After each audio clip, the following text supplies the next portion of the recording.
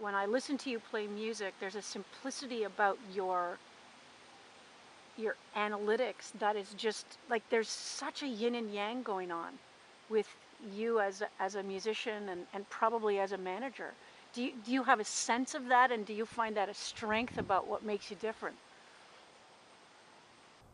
You know, it's hard to compare myself to others because where an idea or where a musical thought comes from is sometimes that's hard to decode by hearing how it manifests itself.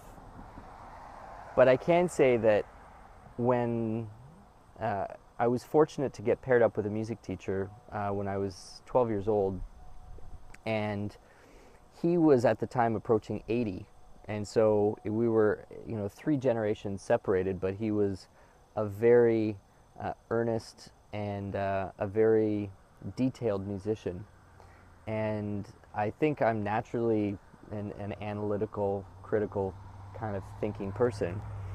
And so for him, he almost kind of challenged me to appreciate and understand the logic and the math and the structure behind beautiful melody making and beautiful form.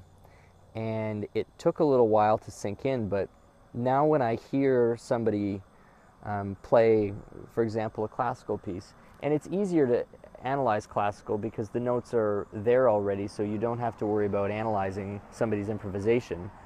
But to interpret or to play something like that, and when I hear it, it's like there's only so many right ways to play it, and there's all kinds of wrong ways to play it. And to hear somebody else play something that I'm familiar with and realize how strongly an opinion I have on exactly how a phrase should be shaped, and it's not based on somebody else's recording. It's like it's the structure, it's the architecture of that melody and the architecture of a phrase or an architecture of a movement or a piece.